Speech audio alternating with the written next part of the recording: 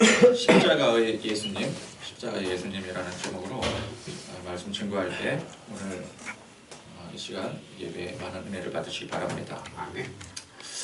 예수님께서 이 땅에 성육신, 즉 인간의 몸으로 오셔서 공적인 활동을 하시던 기간을 우리가 보통 공생애 기간이라고 얘기를 하죠. 이 공생애 기간은 예수님이 30살이 되시던 해부터 해서 약 3년 정도 이제 공생의 기간으로 우리가 보고 있습니다. 이 기간 동안 예수님께서 많은 일들을 하셨습니다.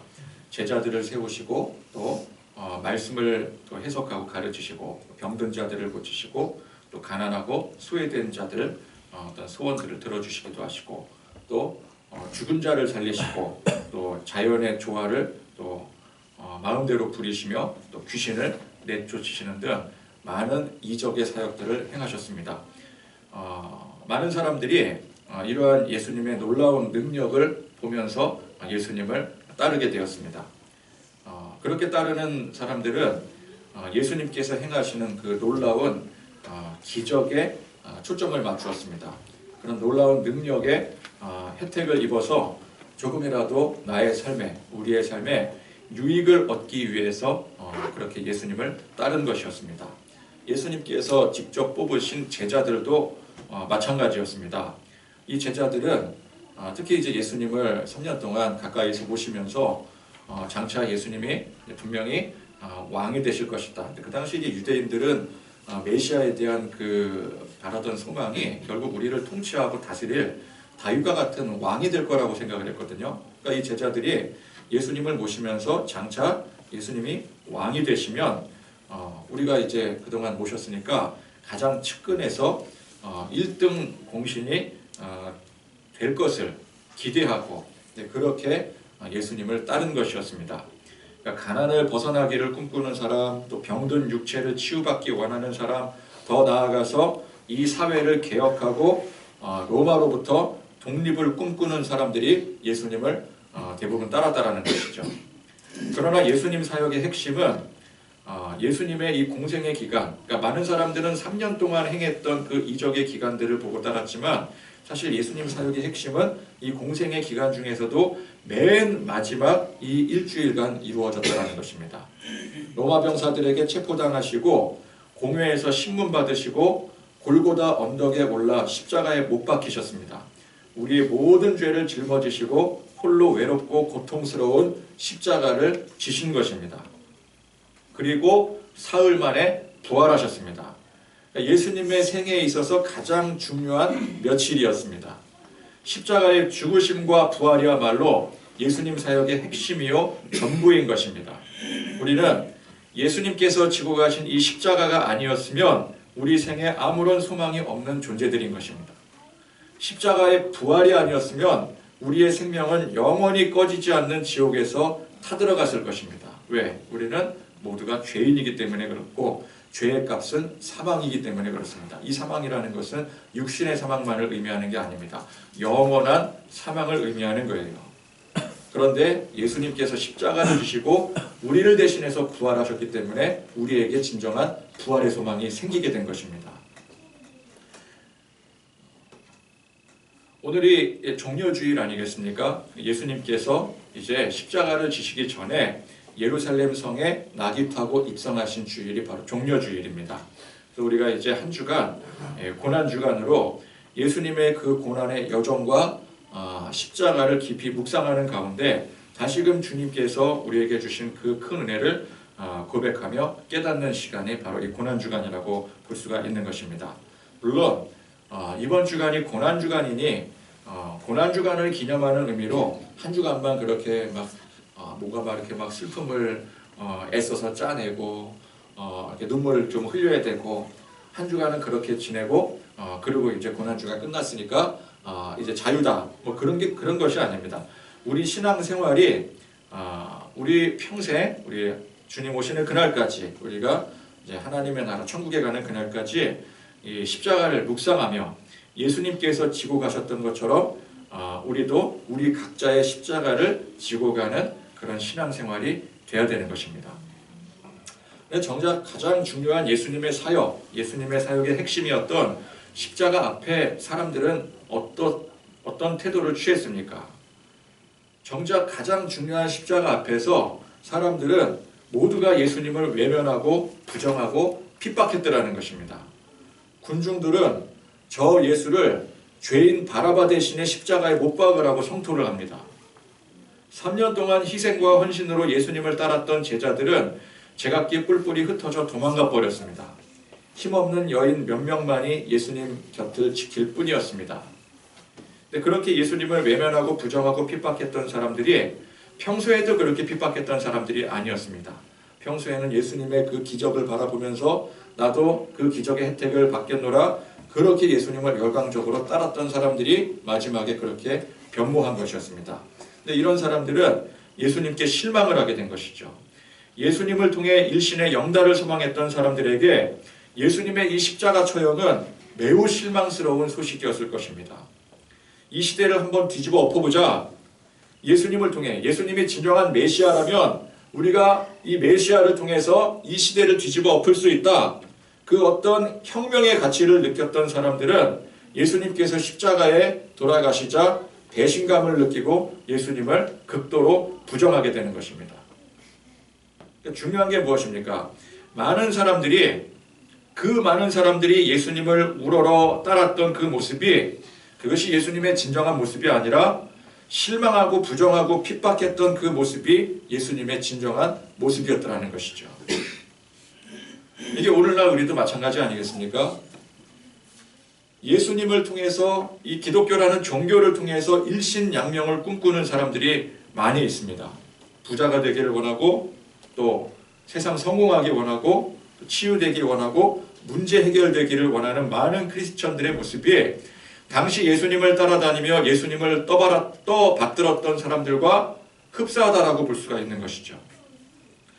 그런데 예수님은 그런 많은 사람들, 그렇게 모여든 많은 사람들을 그렇게 달가워하지 않으셨더라는 것입니다. 그러니까 사람들을 달가워하지 않았다라는 게 아니라 많은 사람들이 그렇게 모인 것을 달가워하지 않으셨더라는 거예요. 그래서 예수님은 사람들이 모일 때마다 오히려 자리를 피하시고 오지 말라고 그렇게 손짓을 하셨습니다. 그렇게 예수님의 능력을 통해서 자신들이 원하는 이상을 충족시키는 그것이 예수님의 뜻이 아니었기 때문입니다. 예수님은 그런 식의 예수님 추종자들을 만들기를 결코 원하지 않으셨습니다. 그런데 지금 세상은 어떻습니까? 많은 크리스천들이, 많은 예수 믿는다는 사람들이 예수님의 능력을 찬양하며 예수님의 추종자가 되겠다고 나서고 있습니다. 그러면 그나마 다행이게요. 교회의 규모를 보고 어떤 지도자의, 목사의 어떤 카리스마를 보고 내가 이 교회를 따르겠다, 추종자가 되겠다, 그렇게 따르는 사람들이 너무 많다라는 거예요. 그것이 진정 예수님의 십자가의 길을 따르겠다고 헌신하는 추종이 아니라면 예수님은 그 많은 추종자들을 오히려 불편해하시고 물리치기 원하셨더라는 거예요. 그런 식으로 교회가 부흥되는 걸 결코 원하지 않으셨더라는 것입니다. 우리는 예수님 좋다고, 예수님 따르겠다고 몰려들면 예수님이 좋아하신다라고 생각을 해요. 교회에 사람들이 많이 모이면 모일수록 우리 예수님께서, 하나님께서 기뻐하신다라고 생각을 합니다. 그러나 그게 착각이라는 사실을 알아야 됩니다. 예수님이 대부분의 사람들을 피하셨다라는 사실을 알아야 돼요.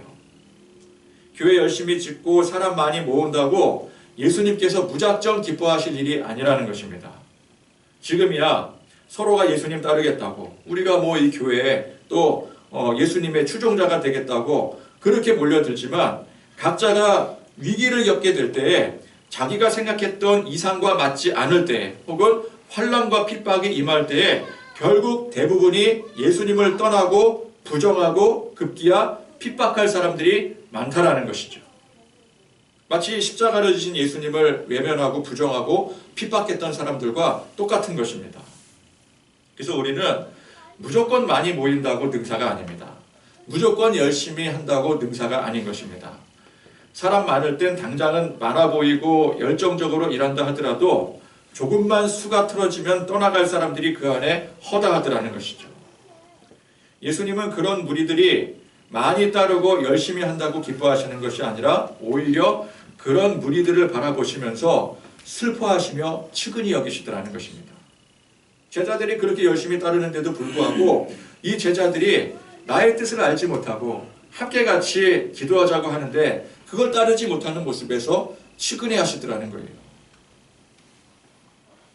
그래서 우리는 정말 이 예수님을 따르기 위해서 내 모든 것, 이 내 모든 것이라는 것은 우리의 생각과 신념과 지식과 가진 모든 것들을 말하는 것입니다. 그 모든 것을 버리고 오직 예수님만을 따른다라는 각오로 예수님을 따라야 되는 것입니다. 예수님을 따르는데 내가 목적이 있어서는 안 된다는 것이죠.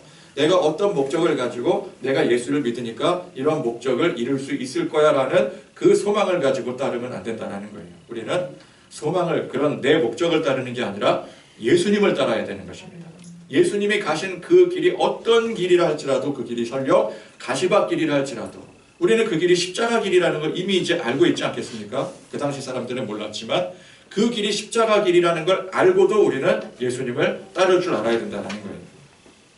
그러니까 우리가 바라고 붙들고 있는 신념, 이거는 매우 지독한 것으로서 예수님마저도 내 신념의 기준에 틀리면 내쳐버리게 되는 것입니다.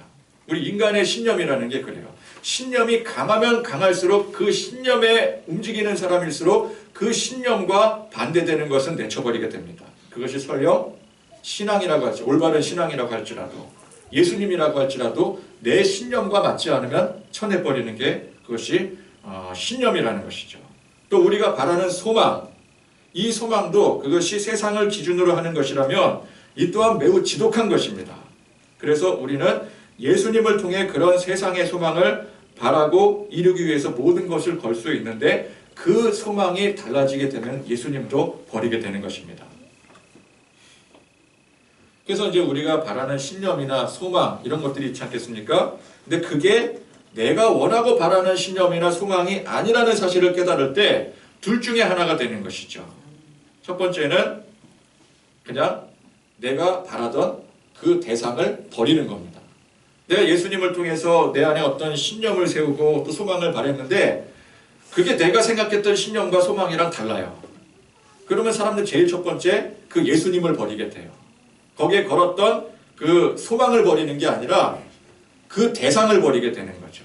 내가 어떤 종교를 택하면서 이 종교를 통해서 내가 바라고 원했던 어떤 소망이 있고 이상이 있고 신념이 있단 말이죠. 그런데 알고 보니까 그 종교가 그 신념을 충족시키지 못해요. 그러면 사람들은 대부분 어떤 선택을 합니까? 그 종교를 버리는 선택을 해요. 내가 이 교회가 좋아서, 이 교회가 너무 좋아 보여서 뭐 작지만 아담하고 가족 같은 분위기라서 여러 가지 많은 이유로 인해서 이 교회를 갔는데 막상 들어가 보니까 내가 바라고 원했던 그 이상적인 모습이 보이지 않는다는 것이죠. 그럴 때 사람은 무엇을 버려요? 그 교회를 버린다는 거예요. 내 신념을 버리는 게 아니라. 그게 하나라면은 또 한 가지는 무엇이겠습니까?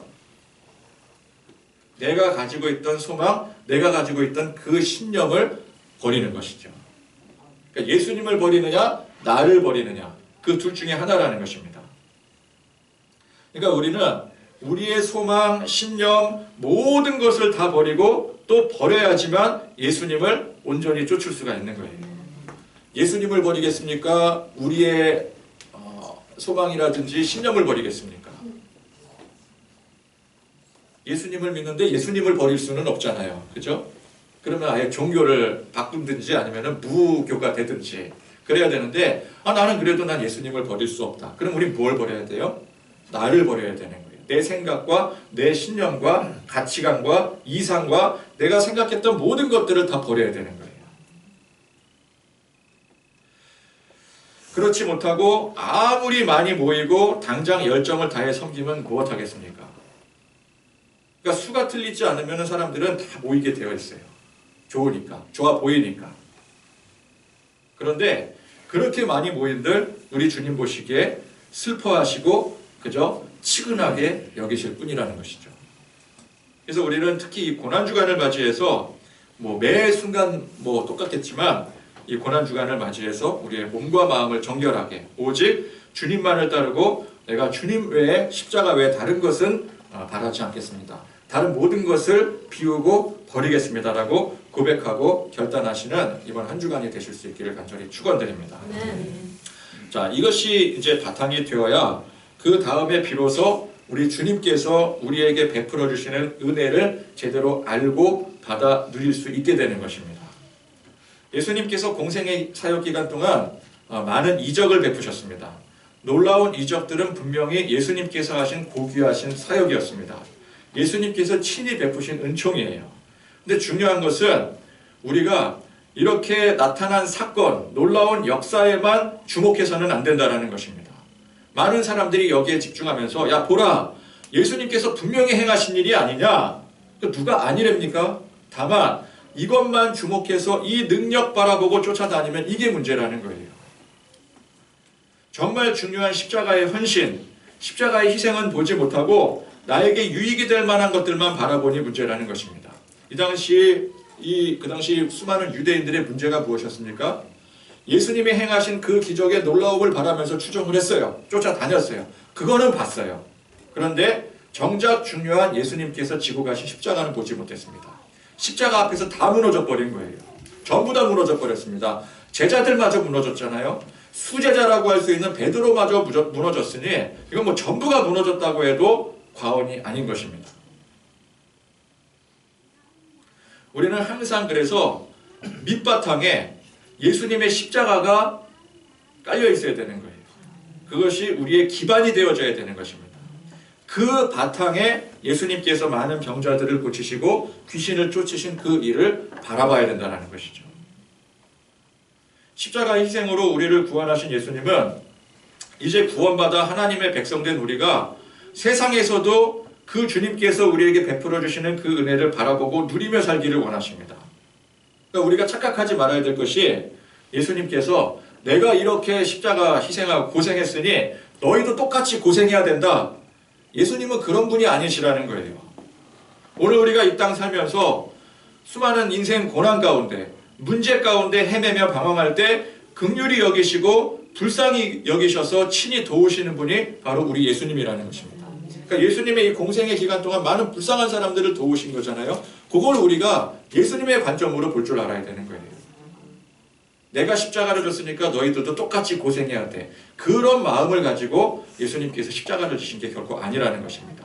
우리가 더 잘 되기를 원해서 우리가 죄로 인해서 죽을 수밖에 없는데 그 죄인된 우리를 친히 살리시기 위해서 그래서 날마다 일용할 양식을 주시고 또 복받고 살 수 있도록 항상 우리 곁에서 도우시는 분이 우리 예수님이십니다. 근데 오늘 이 말씀의 핵심이 무엇입니까? 그런 은혜를 받아 누리고 사는 우리가 그냥 그게 전부인 줄 착각하고 그것만 누리고자 살면 안 된다라는 거예요. 그게 목적이 돼서는 안 된다라는 것입니다. 세상 은혜 받아서 누리고 사는 것이 그것이 전부라고 그것이 목적이 된다면 오늘 말씀의 사도 바울은 그 살아온 인생 후반부 자체가 불행한 사람이었던 것입니다. 그렇죠? 우리가 내가 예수 믿으니까 예수님께서 병자들 고치시고 수많은 기적의 혜택들을 베풀어 주시고 우리 문제를 다 세상 문제들 해결해 주시고 세상에서 잘 살고 부자 되게 하고 영광을 얻게 하시는 게 이게 목적이 된다면 바울은 어떻게 살았어요? 오히려 그 반대로 살았던 사람 아니겠습니까? 그럼 바울은 세상에서 제일 불쌍한 사람이 되는 거예요. 잘 살던 것들을 다 버리고 십자가 외에는 자랑할 것이 없다고 예수님만 쫓은 사람이 바울 아니겠습니까? 바울뿐만 아니라 사도들, 선지자들, 수많은 믿음의 선진들이 불행한 인생을 자처해서 산 꼴이 되어버리는 거예요. 그래서 우리가 이 십자가의 기준을 갖는 게 이게 중요한 겁니다. 십자가의 기준을 가져야지만 우리가 성경을 제대로 해석할 수가 있는 거예요. 우리 주님은 우리가 이 세상에 사는 동안 필요한 것들을 채워주시고 우리를 긍휼히 여기시기 때문에 도와주시는 것이지 세상에서 그저 잘되고 성공하라고 우리를 도와주시고 은혜 베풀어 주시는 게 아니라는 것입니다. 예수님의 목적, 예수님의 관심은 언제나 우리 영혼의 구원에 있습니다. 이 땅에 오셔서 긍휼히 여기시며 병 고쳐주시고 귀신도 내쫓아 주셨지만 언제나 예수님의 관심은 바로 그 영혼의 구원에 있었어요. 병 고친 사람의 그 병에 관심이 있는 게 아니라 그 사람의 영혼에 관심이 있었더라는 것입니다. 귀신을 쫓아주신 그 사람의 앞으로 귀신을 쫓아냄으로 인해서 귀신이 쫓겨냄으로 인해서 그 사람이 잘 살 것에 관심이 있는 게 아니라 그 사람의 영혼에 관심이 있었더라는 거예요. 즉 오직 십자가의 사명. 십자가의 사명이 무엇입니까? 그동안은 예수님께서 한 사람 한 사람 대하셨지만 십자가는 뭐예요? 이 십자가를 바라보고 믿는 모두를 대상으로 하시는 거예요. 그러니까 한 영혼 한 영혼 구원하시는 것. 그것이 십자가로 모이게 되는 것입니다. 그 십자가 사명이었어요. 그래서 항상 그렇게 긍휼을 베풀어 주시고 하시는 말씀이 뭐예요? 내 영혼을 구원했다. 내 영혼이 구원받았다. 예수님은 병자를 고치시고도 내 병이 고쳐졌다. 이게 아니라 내 영혼이 고쳐졌다. 구원받았다. 그렇게 말씀하시잖아요. 그러니까 기본적으로 이제 불쌍하니까 또 안쓰러우니까 해주시는 것을 그걸 예수님의 전부로 착각하고 살면 안 된다는 것입니다. 그럼 우리는 이제 우리 같으면 그러면 그렇게 착각을 할까봐 예수님께서 이제 뭐 이렇게 막 기적도 베풀어 주시고 그러면 사람들이 그 기적에만 몰두할까봐 아예 그런 기적이나 그런 은혜를 안 베풀어 주겠다. 오직 십자가의 고난만 주겠다. 그러면 덜 헷갈릴 것 같아요. 차라리. 그죠? 괜히 예수님께서 뭐 이렇게 막 기적도 베푸시고 또 막 많은 세상 살면서 필요한 것들을 그렇게 베풀어, 하나님도 그렇게 베풀어 주시니까 사람들이 그것 때문에 헷갈려 하는 거 아니냐? 그러니까 애초에 십자가가 목적이라면 세상에서 뭐 우리가 뭐 어떻게 살건 뭐 치유를 받건 아니면 뭐 복을 받건 그것과 전혀 상관없이 그거는 전혀 중요한 게 아니니까 오직 십자가의 고난만 당해라. 그러시면 착각은 안 할 거 아니에요. 그죠? 우리가 자꾸 은혜를, 기적의 은혜를 베풀어 주시니까 우리가 헷갈리는 거지라고 생각할 수도 있어요. 근데 예수님은 그러지 않으십니다. 정말 우리의 영혼이 잘 되고 새 생명을 얻기를 원하시면서 또 우리의 삶 속에 우리를 그렇게 매정하게 내버려 두시지도 않는다라는 거예요. 그러니까 우리가 그렇잖아요. 사랑하는 대상이 있어요. 사랑하는 대상에게 우리 사랑하는 자녀라든지 정말 좋은 것을 주고 싶어요. 정말 좋은 생명 같은 것을 주고 싶어요. 근데 그것만 줍니까? 배고프다 그러면 밥도 줘야 되고 뭐 필요하다 그러면 사줘야 되고 장난감이 갖고 싶다 그러면 장난감도 사주고 그게 인지상정이잖아요. 그러니까 우리는 예수님의 그 깊은 마음을 헤아릴 줄 알아야 되는 거예요. 좋은 거 주시니까 그것만 바라고 철부지처럼 그것 때문에 버릇이 나빠지면 안 된다는 거예요. 그게 전부인 줄 알고. 그러니까 버릇 나빠지라고 주신 게 아닌데 그것만 바라면 버릇이 나빠지는 거예요. 어린아이들과 똑같은 거죠. 예수님께서 많은 기적의 은혜를 베풀어 주셨습니다. 근데 그 기적의 은혜를 통해서 소위 말하자면 버릇이 나빠지라고 주신 게 아닌데 사람들은 그것만 바라게 되니까 어떻게 돼요? 버릇이 나빠지는 거예요. 우리 이제 어린 자녀들도 그렇잖아요. 버릇 나빠지라고 장난감 사주는 게 아닌데 게임하라고 게임 사주는 게 아닌데 그거 좋으니까 장난감만 바라게 되고 게임만 바라게 되고 그러면 어떻게 돼요? 아이들이 버릇이 나빠지게 돼요. 습관이 나빠지게 되잖아요. 그 똑같은 거예요. 그러니까 나를 구원하신 주님께서 이토록 또 살면서 필요한 은혜까지 베풀어 주시니 그러니까 우리는 이 은혜는 뭘로 생각을 해야 돼요? 덤으로 주신 은혜로 생각해야 되는 거예요. 본질적인 은혜를 우리에게 이미 주셨고 생명의 구원의 은혜를 주셨고 그 다음에 필요한 뭐 일용할 양식이라든지 우리 삶에 필요한 것들은 덤으로 주시는 은혜라는 것을 알아야 돼요. 그래서 나를 구원해 주신 주님께서 또 거기다가 덤으로 이렇게 큰 은혜를 날마다 베풀어 주시니 감사합니다. 우리는 그런 마음으로 예수님을 대하고 그 은혜를 받을 줄 알아야 되는 것입니다. 그래서 예수님께서 이 병을 고치시고 귀신을 쫓으시고 기적을 베푸신 일들이 이게 참 민감한 일들입니다. 그 예수님 입장에서 이거 안 하실 수도 없고 성육신 하셔서 그죠? 직접 대하시는데 아파하는데 괴로워하는데 그거 어떻게 그냥 외면할 수가 있겠어요? 안 보면 예수님께서는 안 하십니다. 보지 않으면 안 하세요. 안 보이는 사람들에게 행하신 적은 없어요. 그러나 가까이 대하면서 보이니까 치근해 하시니까 행하시는 거예요. 그러니까 안 하실 수도 없고 사랑과 긍휼의 하나님이신데 당장 어려움 당한 사람들을 어떻게 그냥 못 본 채 내버려 둘 수 있겠습니까? 그러나 또 여기에 집중해서 사람들에게 긍휼의 은혜를 베풀자니 사람들이 또 그 능력만 바라고 맹목적으로 추종하게 되고 기본적으로 그래서 예수님께서는 사람들을 피해 다니시는 거예요. 내가 이거 100% 봤자 좋을 거 하나 없다. 좋은 영향 없다. 사람들은 그 능력만 추종하게 된다. 근데 보이면은 또 안 할 수가 없잖아요. 성경 가만히 보세요. 복음서 가만히 보세요. 보일 때 하시는 거예요. 들을 때 하시는 거예요. 예수님께서 직접 찾아다니면서 일부러 하신 적은 거의 없으세요. 오히려 피해 다니시는 거예요. 추종할까 봐. 그죠? 거기에 집중할까 봐. 그러니까 이래저래 곤란한 가운데 예수님은 정말 조심스럽게 은혜를 베푸시는 거예요. 그걸 우리가 알아야 돼요. 근데 한국교회 잘못된 이 행태가 무엇입니까? 그 예수님께서 그렇게 베풀어 주시니까, 구하면 주신다니까 그냥 죽어라 부르짖는 거예요. 달라고.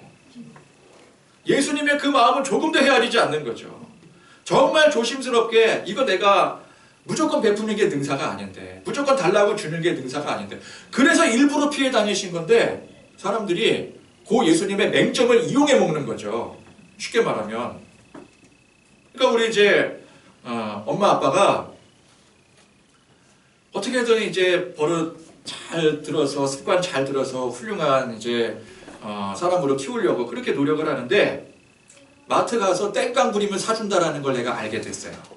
어린아이가. 그걸 이용해 먹는 거예요. 그러니까 막 무슨 일만 있으면 때부터 부리는 거죠.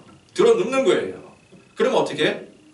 두 손 두 발 들고 그래 사줄게 이렇게 되니까 그것만 노리고 그것만 집중적으로 공략을 하는 거예요. 우리가 예수님을, 하나님을 그렇게 이용하고 있었다고요. 그렇게 성도들에게 강조를 하는 거예요. 불을 지져라, 불을 짓기만 하면은 뭐 다 이루어 주신다. 그게 아닌데 잘못 배운 거죠. 잘못 가르치고. 그걸 우리가 알아야 된다는 거예요. 그러니까 우리도 예수님처럼 좀 조심스러워야 됩니다. 어디 누가 기도해서 병 고쳤단다. 그러면 난리가 나요. 그죠? 거기 다 모여들게 돼요. 그러니까 예수님이 얼마나 난처하실까? 그거는 생각 조금도 안 해요.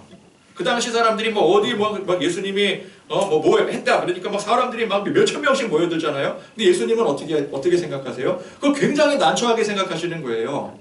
그래서 일부러 피해 다니시잖아요. 그건 조금도 염두에도 안 둬. 그죠? 나는 무조건 내 문제 해결받아야 돼. 그리고 예수님 쫓아가는 거죠. 지금도 똑같아요. 어느 교회에서 무슨 역사가 일어났다 그러면 사람들이 거기에 그냥 몰려드는 거예요.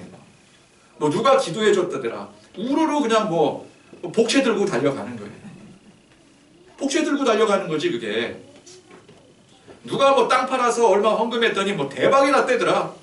그러면 또 그게 간증이라고 온 교회 다니면서 자랑하고, 그러면 사람들이 또 몰려들게 되고, 나도 팔아야 되나 그러고 있고.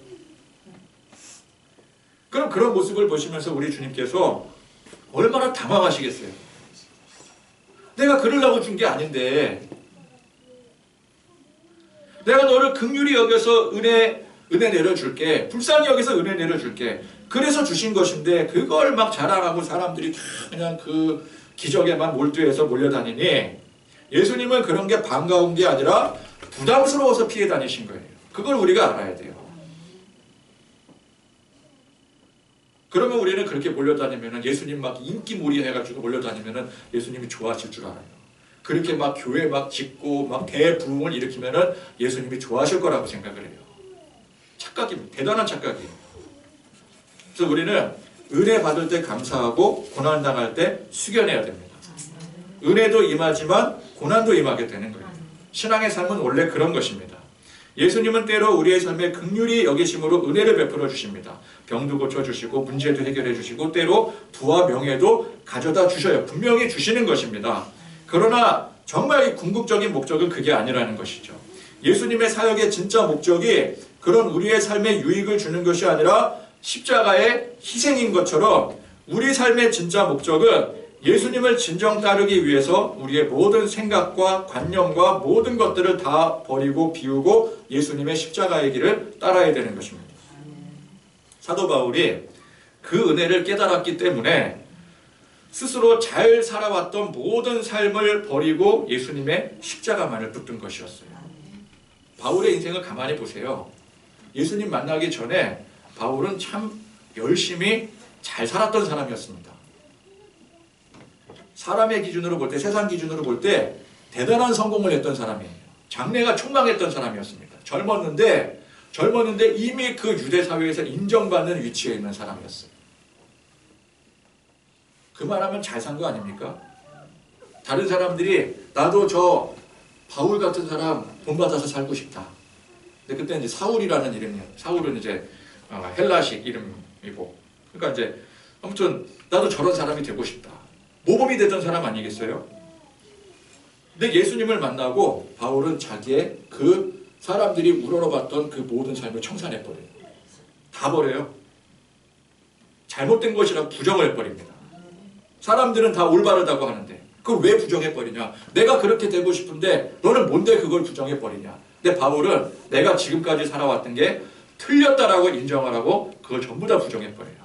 세상에서 성공한 위치, 돈 많이 벌고 뭐 높은 위치, 각자 뭐 여러분이 직종들 있지 않겠습니까? 그 직종에서 최고의 위치에 오른 거예요. 그럼 성공한 거 아니겠습니까? 금메달 따고 뭐 이렇게 막 돈 대박으로 벌고 뭐, 그죠? 근데 그걸 부정해버리는 거예요. 그리고 십자가를 붙듭니다. 십자가는 뭐예요? 우리가 그냥 십자가 하니까 십자가 뭐 대단하다 그러는데 가만히 생각해 보면 십자가는 세상적인 관점으로 볼 때는 실패입니다. 죽음이에요. 예수님이 짊어지고 가신 그 십자가를 보세요. 사람들이 돌을 던지고, 그죠? 다 십자가에 못 박아라, 죽여라. 죄인이 최종으로 지고 간 게 이게 십자가 아니겠습니까? 그 길을 일부러 따른 거예요, 바울이.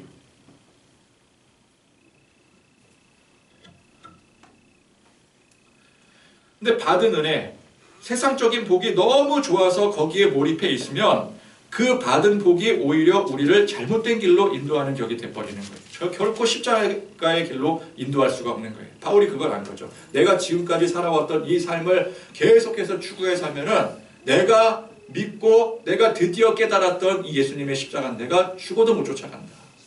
내가 이거 짊어지고 갈 수 없다. 내가 이 십자가를 지고 가기 위해서는 지금까지 살아왔던 모든 것을 부정해버려야 된다. 이게 잘못됐다는 것을 인정해야 된다. 그래서 바울이 정말 내가 이제 붙들어야 될 십자가에 방해가 되는 모든 것들을 가차없이 버린 거예요. 근데 바울만 그렇습니까? 우리도 그래야 된다는 거죠. 바울만 하나님의 자녀고 예수님의 제자가 아니라 우리도 똑같이 하나님의 자녀요 예수님의 제자들이기 때문에 바울이 했던 그게 맞다라고 한다면 우리는 그걸 맞기 때문에 성경은 고백하는 거 아니겠어요? 그럼 우리도 마땅히 그렇게 해야 된다는 거예요. 누구는 그렇게 하고 누구는 그렇게 하지 않아도 되고, 목사님이니까 그렇게 해야 되고 우리는 성도니까 그렇게 하지 않아도 되고, 그런 이분법적인 사고로 신앙생활을 해왔잖아요. 근데 그게 아니더라는 거예요. 중동 전쟁으로 인해서 세상 분위기가 난리가 아닙니다. 기름값이 또 올랐대요. 어제 주유를 했는데 제 차가 경유 5만 원이면 만땅이었던 시절이 있었는데 8만 원도 만땅이 안 채워지는 것 같아요. 저는 8만 원은 그래도 8만 원 넣으면 안 되겠지, 넘치겠지. 7만 원을 넣었는데 눈금이 모자라요. 아니 남아야 된다 그러나? 더 들어갈 수가 있겠더라고요. 만 원어치 이상은 더 들어가겠더라고요. 그러니까 지금 한 8만 원은 좋게 들어갈 수 있을 것 같아요. 5만 원에서. 그래서 더 오른데 또, 그죠? 난리 아닙니까 지금? 그러면 기름값만 오릅니까? 석유화학이 모든 산업의 근간이잖아요. 그럼 모든 게 다 오른다라는 소리예요. 여행도 못 가요 이제. 비행기 값이 올라요. 기름값이 오르니까. 그러니까 뭐 요 근래 들어서 희망찬 소식이 하나도 없습니다. 코로나로 몇 년간 난리더니 야 코로나 이제 끝나고 나면은 그래도 괜찮아지겠지. 괜찮긴 뭐가 괜찮아요. 국내건 국제건 이건 뭐가 이렇게 문제만 계속해서 터져대는지. 그러면 이 문제가 해결되면은 문제 다 해결되겠습니까? 분명히 더 큰 문제가 또 기다릴 거라고요. 코로나 때는 그래도 전 세계가 이게 뭐 이렇게 뭐 사람이 낼 수 있는 그 재해는 아니잖아요. 그러니까 이제 우리가 어떻게 해서든지 똘똘 뭉쳐서 이겨내자. 그러니까 이겨냈다고 쳐요. 전쟁은 뭐예요? 사람이 만들어내는 거잖아요. 사람들이 이렇게 어리석을 수가 있습니까? 그렇게 코로나 재해를 겪었으면서 더 큰 재난을 사람들이 만들어내고 있다는 거죠. 이게 개인의 삶뿐만 아니라 전체적으로 그렇더라는 것입니다. 그런데 그렇다고 해서 필요 이상으로 우리가 호들갑 떨 필요가 없다는 거예요. 필요 이상으로 우리가 걱정 의심할 필요가 없다는 것입니다. 한국교회 위기론에 휩싸여서 두려워 떨 필요까지는 없다는 거예요. 사실 우리는 언제든지 위기였습니다. 위기가 아니었던 적이 있나요? 우리 항상 위기였어요. 세상 사는 동안 우리 어린 시절부터 지금까지 위태롭지 않았던 때가 있었습니까? 생각해보면 우리 인생은 항상 위태위태한 외줄타기 인생을 우리가 걸어온 거예요. 우리가 복을 받아 누리기도 하지만 환난과 핍박을 받아 고난을 겪기도 합니다. 그런데 그것이 그렇게 난리 법석을 떨 정도의 일이 아니라는 거예요. 영적으로는 늘상 있어 왔던 일이라는 것입니다. 정말 난리라면 뭐가 난리겠습니까? 예수님께서 만약에 십자가를 지시지 않았더라면, 십자가를 지시긴 지셨는데 부활하지 못하셨더라면, 그러면 그건 진짜 난리 아니겠어요? 그럼 우리 영혼이 구원을 못 받는 거잖아요. 우리 영혼이 그냥 죽는 거잖아요. 근데 그렇지 않고서야 우리에게 사실상 난리는 없는 거예요.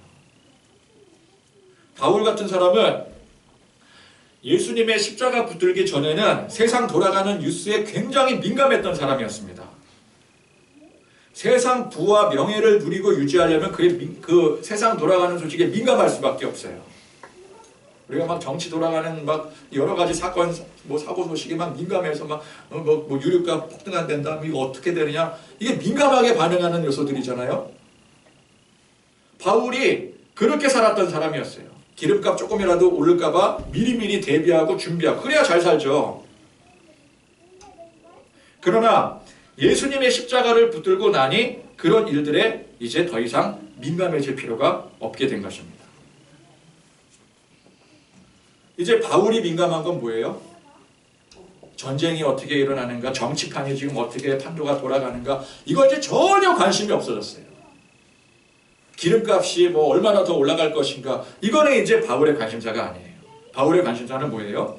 이 복음, 내가 깨닫게 된 이 복음을 어떻게 전하는가, 어떻게 새로운 지역을 뚫고 들어가는가, 이게 이제 관심사가 되는 거예요.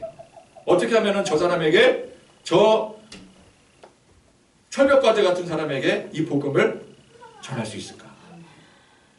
이런 영적 고민에 집중하게 되는데, 그렇게 집중할수록 이게 자기가 하는 게 아니라 누가 하는 거예요? 이게 성령님이 하시는 일이잖아요. 그러니까 성령님이 하시는 일이라는 걸 또 깨닫기 때문에 그것도 사실상 고민할 일이 없게 되는 것이죠. 기복신앙에 물든 현 교회와 그리스도인들의 삶 속에 다시금 예수님의 십자가가 세워지고 회복이 되어져야 됩니다. 그동안 잘 유지해왔던 복의 금이 가니 두려워 떨며 위기의식을 느낀다면 그동안 기복신앙에 물들어왔다는 증거예요. 교회가 왜 그렇게 선거철만 되면은 정치판에 그렇게 관심이 그냥 뭐 이 당이다 저 당이다 그렇게 시끄러울까요? 기복신앙이 물들어 있기 때문에 그래요. 정말 예수님의 십자가에 집중을 하면은 정치가 어떻게 돌아가건 그건 우리가 상관할 일이 아닌 거예요.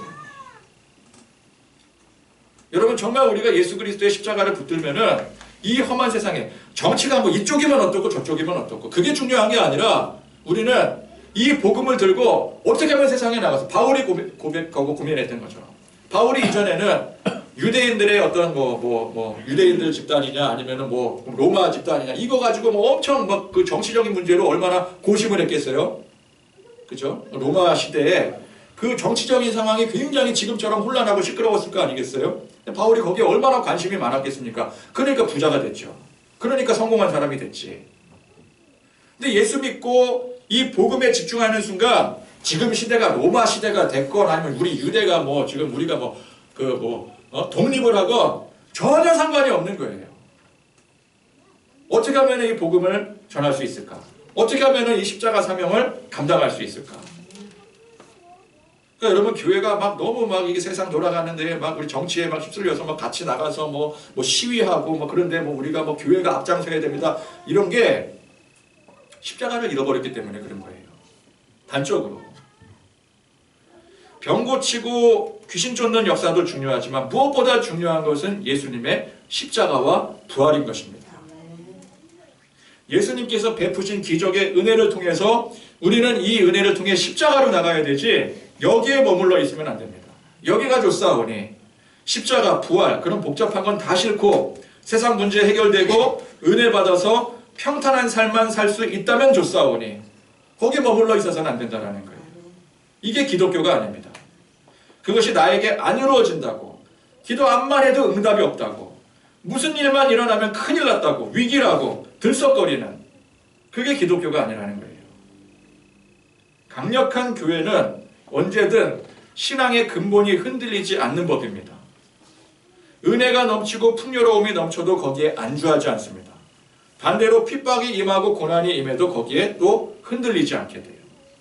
우리가 십자가를 붙들면 어디에도 흔들리지 않게 되는 거예요. 그러나 십자가를 붙들지 않고 세상을 붙드니까 세상 풍파에 같이 휩싸이게 되는 거죠.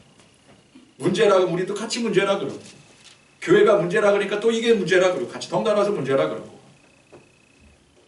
그러나 십자가를 붙들면 문제될 게 없는 거예요 사실은.